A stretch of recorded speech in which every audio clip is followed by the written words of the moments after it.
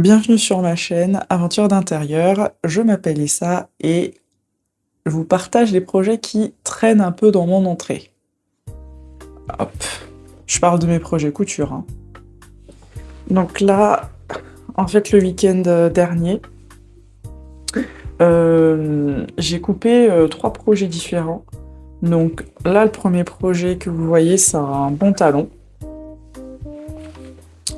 Donc j'ai fait avec un tissu coton mélangé avec du polyester. Je suis pas du tout contente des finitions que j'ai fait et je pense que j'étais pas comment dire, j'étais pas hyper focus pour coudre ce projet-là.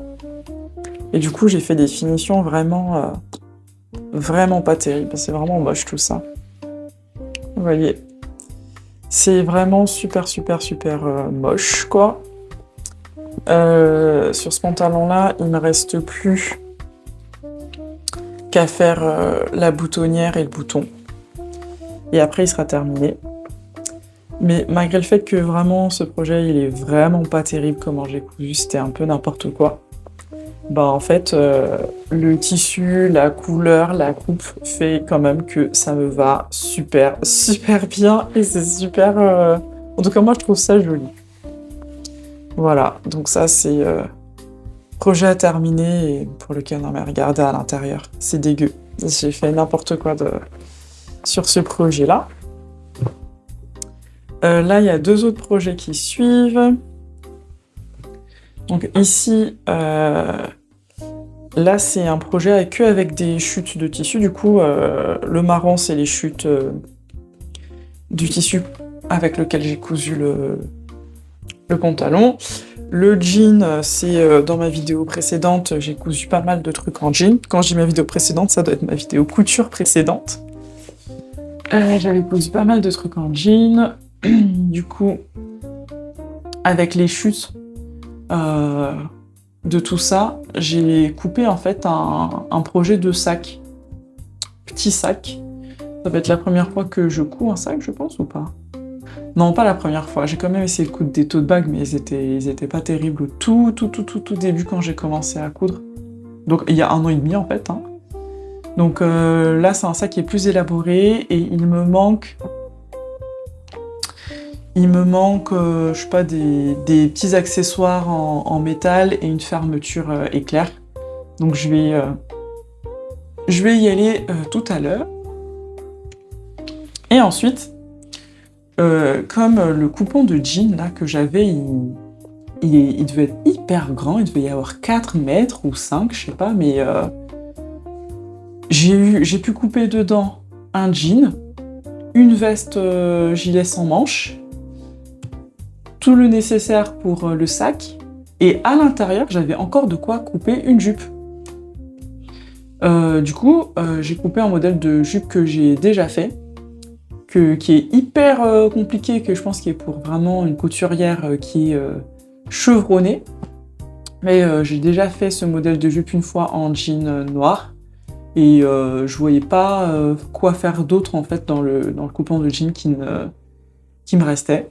Là maintenant, il n'y a plus rien. Donc quand j'y pense, il faut aussi que j'achète une fermeture éclair pour ce projet-là. Donc j'ai besoin de 2 fermetures éclair, là probablement 18 cm, là 30 cm. Et après là, il me faut les petits accessoires en métal pour les passants. Donc je vais y aller. Voilà.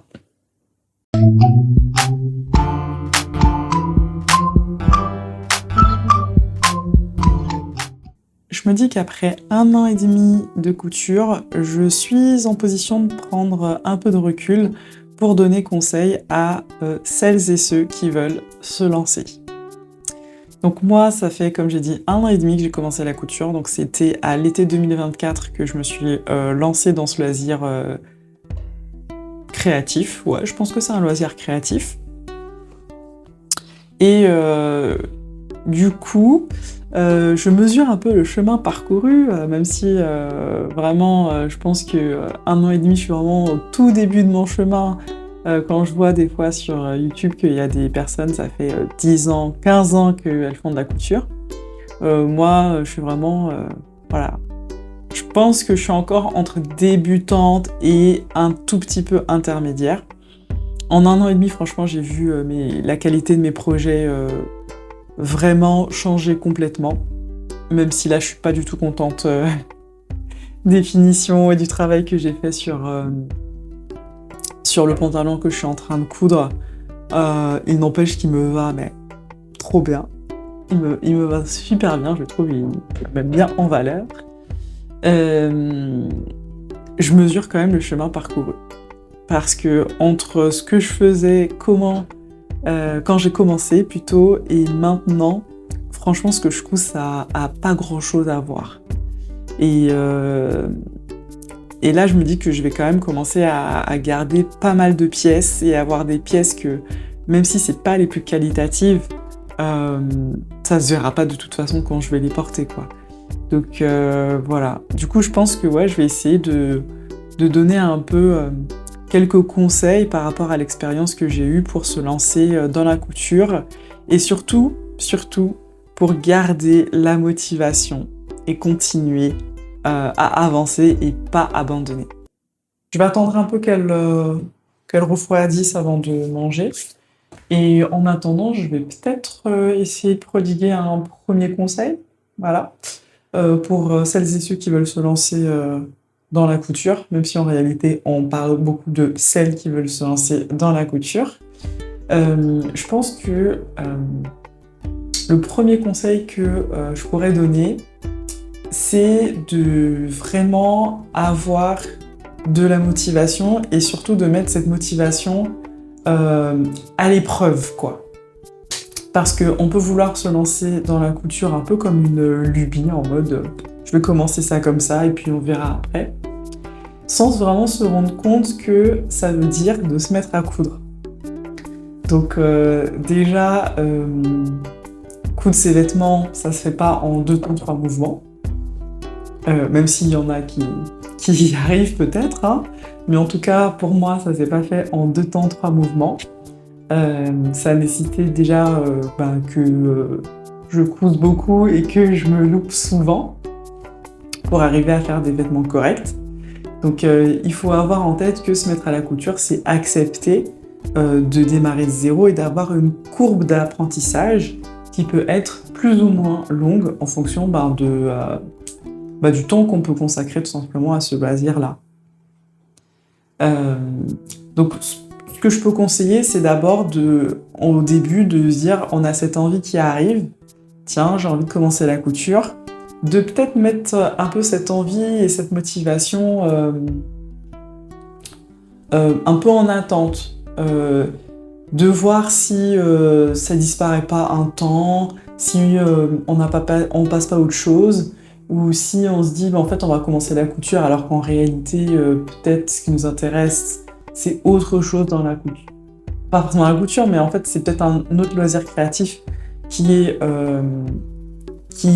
est plus pour nous. Donc je pense que ça peut être pas mal de se dire ok, j'ai envie, d'attendre un tout petit peu, de clarifier, de voir vraiment si on en a vraiment envie, et de se renseigner sur tout ce que ça implique de coudre. Donc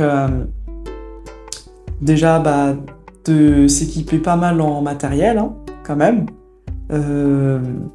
Au début, il y a la machine, mais rapidement, on peut vouloir s'acheter plein d'accessoires pour la machine, on peut vouloir s'acheter une deuxième machine. Voilà, enfin, je veux dire, le monde de la couture, il est tellement étendu que vraiment, il y a de quoi dépenser son argent. Voilà. Coudre, ça implique aussi quand même d'avoir un peu d'espace quand même, hein. C'est quand même un loisir, je trouve, qui prend de l'espace. Alors, on peut coudre dans très petit, mais on va vite se sentir, je pense, inconfortable parce que moi, je trouve là, c'est quand même pas mal ce que j'ai pour me mettre à coudre, là, enfin, pour coudre, comme espace. Donc, je me suis fabriqué quand même un grand bureau. Donc, au début, il faisait 2 mètres, là, j'ai dû le réduire. Il fait 1 mètre, peut-être 80, le bureau. Mais quand je couds, j'utilise pas que mon bureau. J'utilise ma table basse, mon petit meuble d'entrée, j'utilise le buffet où il y a ma télé, j'utilise mon canapé, genre vraiment, j'utilise tout cet espace-là en réalité pour coudre. Je me mets au sol et tout. Donc ça nécessite quand même de l'espace. Et puis après, effectivement, bah, on va pas faire des économies par rapport à l'achat de vêtements quand on veut coudre. Hein. Enfin, franchement, parce qu'au début, on se dit on va coudre des choses qui sont simples, avec des tissus pas chers, et puis au fur et à mesure, on a envie de monter un petit peu en gamme. Voilà. Mon premier conseil, c'est mettre sa motivation à l'épreuve, être sûr de ce qu'on veut, ce dont on a envie, parce que ce serait trop dommage de se lancer dans un truc, parce qu'on avait l'impression que ça allait nous apporter certaines choses et que ça allait répondre à certains de nos besoins, pour se rendre compte après avoir fait tout un investissement qu'en fait c'était pas ça qu'on recherchait quoi. Du coup, là je vais me préparer pour aller à Mondial Tissu, acheter des tout petits accessoires qui me manquent pour faire mon sac. Et pendant que je me prépare, je vais passer au deuxième conseil que je peux donner pour les personnes qui veulent se lancer en couture. Ce serait de bien avoir en tête son style d'apprentissage. Ça, je pense que c'est hyper important. Parce qu'en fait, je pense que la couture, c'est un loisir qui peut s'adresser à tout le monde, que tout le monde peut apprendre, et franchement, apprendre vite. Par contre, si on veut pas être dégoûté, ça peut être pas mal de savoir comment est-ce qu'on s'y prend.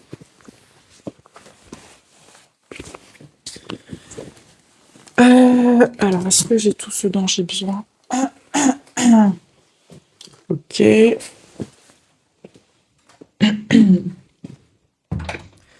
Ouais, ça peut être pas mal de savoir comment est-ce qu'on s'y prend. Parce qu'en fait, si on s'y prend de la mauvaise manière, c'est vrai qu'on peut être rapidement dégoûté par rapport à ça.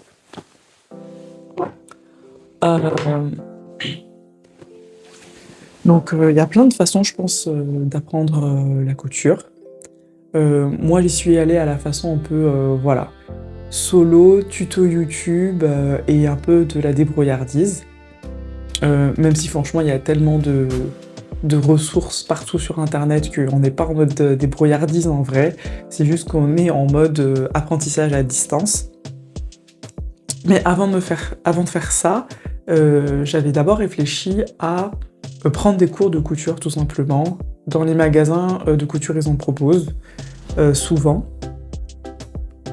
Et au début, c'était ce que je voulais faire, justement parce que je m'étais dit, est-ce que c'est pas un truc qui va me passer rapidement et que j'aurais plus vraiment envie de faire? Donc plutôt que d'investir dans une machine tout de suite, je vais passer par des cours de couture. Déjà, ils vont me montrer les bonnes façons de faire, les bons gestes et tout, pour me lancer quoi. Donc c'est vraiment une réflexion, je pense, qui est importante de faire, c'est de se dire déjà, est-ce que j'apprends tout seul ou est-ce que j'ai besoin d'être guidée par quelqu'un? Le quelqu'un, c'est pas forcément du coup les cours de couture, mais ça peut être des connaissances, des amis qui eux font de la couture déjà, qui peuvent nous montrer un peu les premières étapes, comment est-ce qu'on enfile le fil dans la machine, comment on fait ses premiers points, etc. On peut aussi avoir une façon très scolaire d'apprendre, si on a envie de se référer par exemple à des livres. J'ai pas acheté des livres pour apprendre à coudre, mais j'ai acheté par exemple un livre sur le patronage. Donc voilà, on peut y aller en mode un peu scolaire.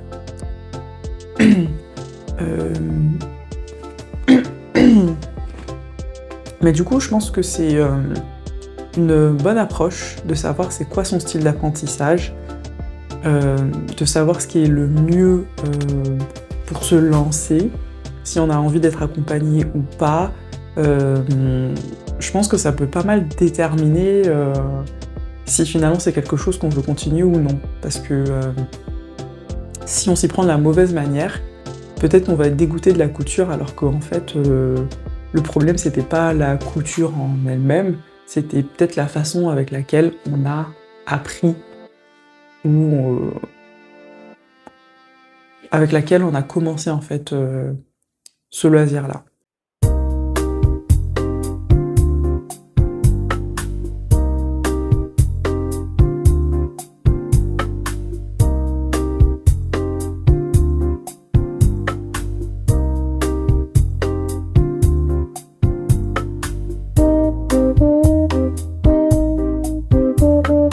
Je viens juste de sortir de mendier le tissu, je suis encore sur le parking. J'ai fait mes petites emplettes, donc j'ai eu les petits ados pour le sac, les anneaux coulissants pour régler la taille de la anse, quelques, je sais plus comment on appelle ça, des zips quoi, des zips éclairs, et j'en ai profité pour acheter les tissus pour mes prochains projets de février, les pulls, voilà. Les deux c'est des matières suites, et il y a plein de personnes sur le parking, franchement. Donc je vais me dépêcher de sortir de là et je vais rentrer. C'est bon. Alors, on est un peu plus tard, on est en début de soirée. En fait, j'ai pas pu continuer à prodiguer mes conseils pleins de bon sens parce qu'en fait, mon micro n'avait plus de batterie. Voilà. Donc en attendant, du coup, je me suis installée tranquille. J'ai mis mon plaid parce que j'avais un peu froid. Et on continue, du coup.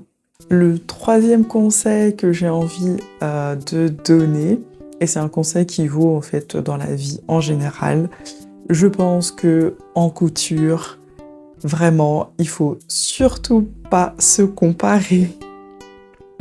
Il faut vraiment pas se comparer parce que c'est vrai que là, quand on est sur les réseaux sociaux, sur Insta, sur YouTube, on voit des fois les projets que d'autres sont capables de réaliser. Du coup, des fois, on se dit, mais en fait, on n'est pas à la hauteur ou nous, on fait pas assez de choses bien, ce genre de choses. Donc, en fait, il faut faire la part des choses. Déjà, il y a beaucoup de personnes sur les réseaux sociaux ou sur YouTube qui, c'est en fait la couture, c'est leur passion et qu'ils la pratiquent depuis longtemps. Donc forcément, on va pas se comparer entre deux personnes déjà qui ont pas du tout le même niveau. Ensuite, entre personnes des fois qui ont aussi le même niveau, il faut aussi éviter de se comparer parce que il y a des gens, ils arrivent à apprendre super vite, à réaliser les choses vraiment hyper vite et ils font tout de suite, dès leur première année, des projets hyper complexes et tout. Je me souviens, avant de commencer la couture, j'avais regardé une vidéo d'une jeune fille qui ne savait pas du tout coudre et pour son premier projet couture, elle s'est lancée dans la réalisation d'un trench. Franchement, moi j'ai commencé avec une jupe en mode facile et la jupe, je l'ai ratée 3 fois. Je l'ai jamais réussi, la jupe.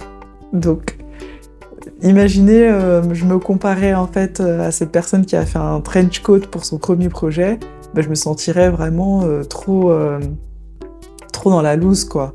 Donc vraiment, mon troisième conseil, ce serait de ne surtout pas se comparer avec ce qu'on peut voir sur Internet et de vraiment suivre son propre rythme. Je vais continuer sur ma lancée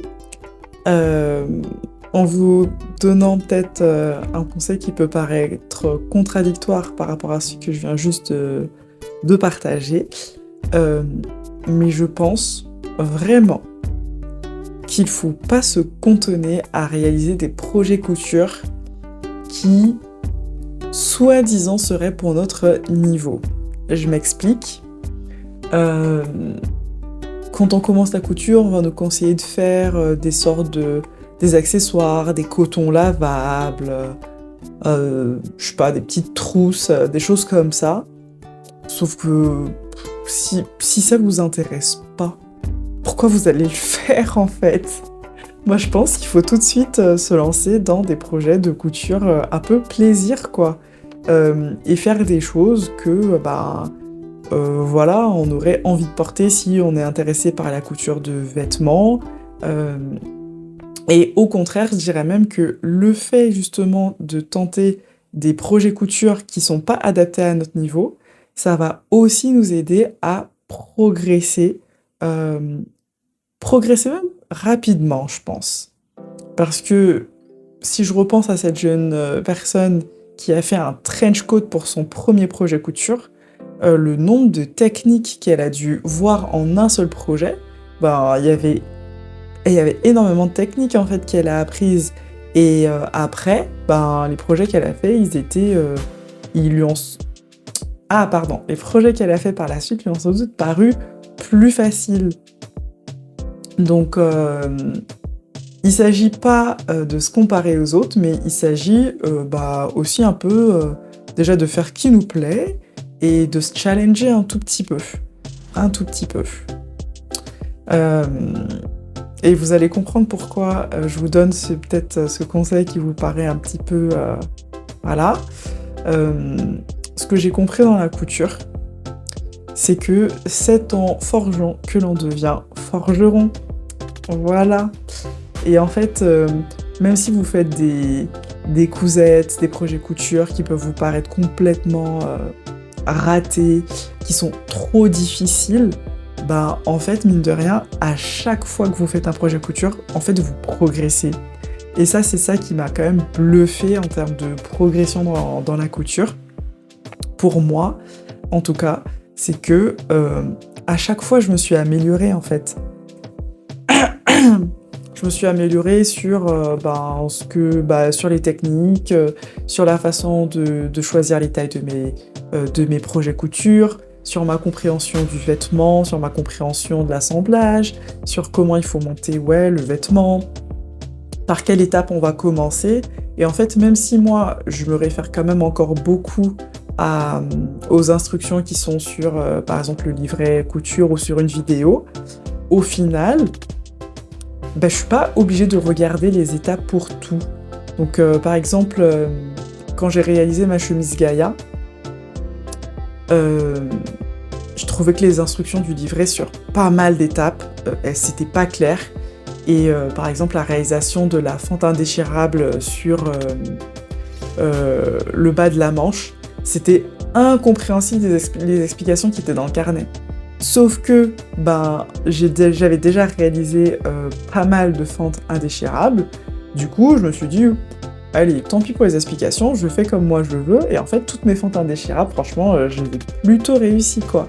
Et pourtant, ça fait partie des éléments qui sont pas si simples que ça à faire en couture. Et c'est considéré comme du niveau plutôt intermédiaire et pas tellement débutant. Mais les fentes indéchirables, je les ai réalisées dans ma première année de couture. Donc c'est pour ça que je dis, franchement, il faut pas hésiter à faire des projets plus parce qu'ils nous donnent envie que parce qu'ils sont adaptés à notre niveau. Parce que quoi qu'il en soit, qu'on les réussisse, qu'on les rate, et je vous le dis d'avance, vous allez rater beaucoup de projets, à mon avis, mais ça fait partie en fait déjà du loisir, ça fait partie du processus d'amélioration.